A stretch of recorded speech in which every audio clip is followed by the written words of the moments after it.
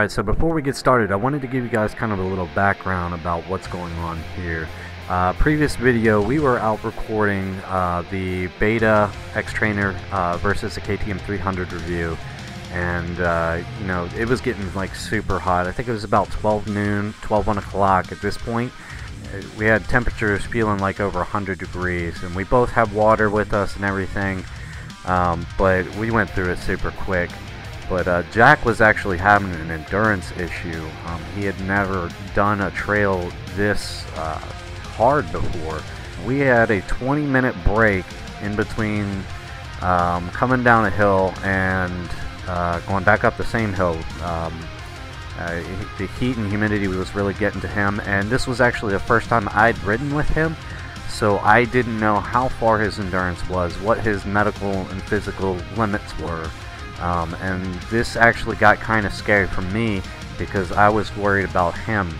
After a 20-minute break and, you know, barely being able to talk, just absolutely completely destroyed, you know, after dropping a bike a couple times, I decided that we were going to turn back.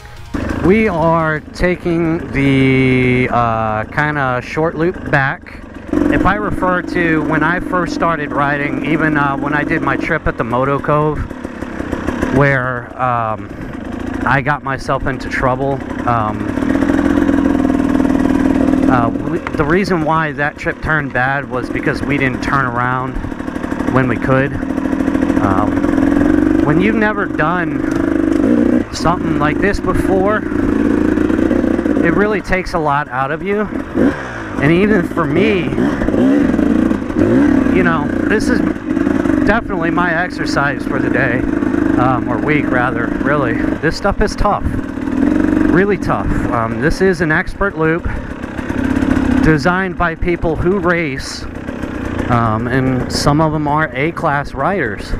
It's a really good topic for this video, actually, is knowing your limits, knowing when to turn back. He wanted to keep going, and I've done this before. I've been down this route where we got into trouble because we kept going, and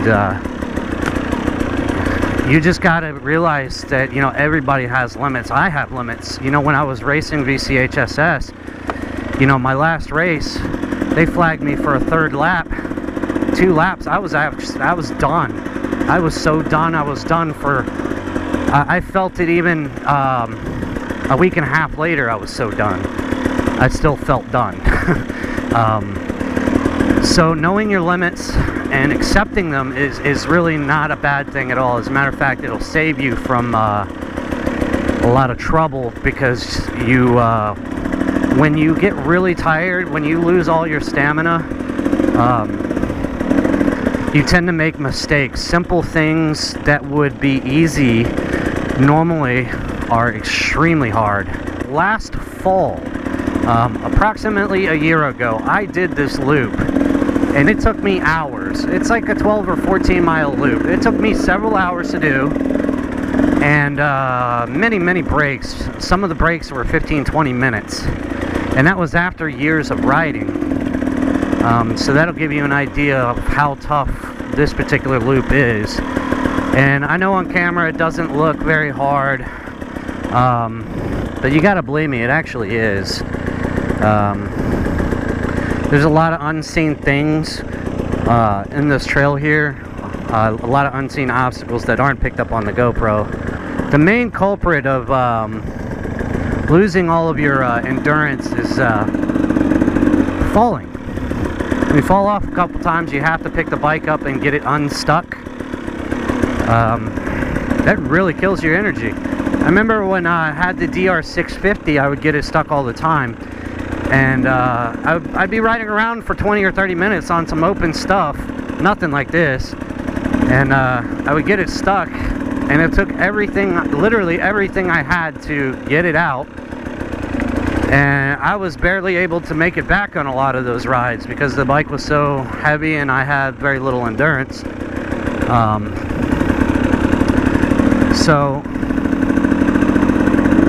really, from experience, know your limits. When you get to that point where you have no endurance, when roots and divots like this are even daunting and taking a toll, turn back.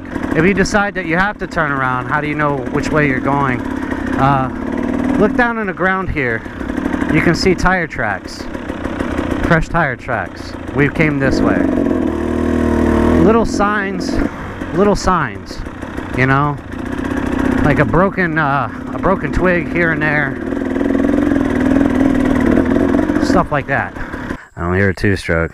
I don't like this. I think you fell again.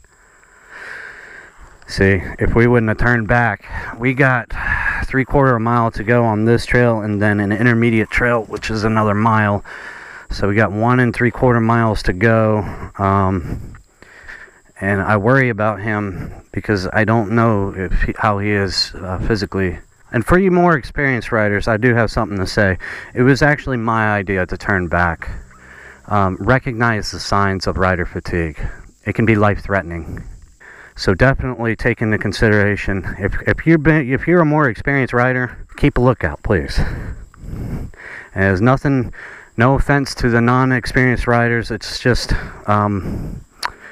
we don't want to see you in the hospital. He came through here slower, but he came through here. Now he's not coming through here. I'm not liking this. Maybe he's signaling. Yeah, that's a signal. I wonder if he's okay. Here.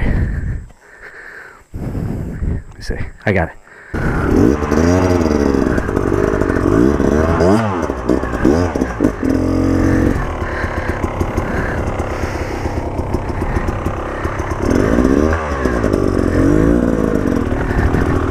Alright, this is going to be technical. I'm going to wait for him. Cool, he's right on my tail. Good. He's got some of his energy back. Yep, he's got it. Cool. Maybe that break did him some good. He's got some of his energies back. Good, good. I was really starting to worry there. Really starting to worry there.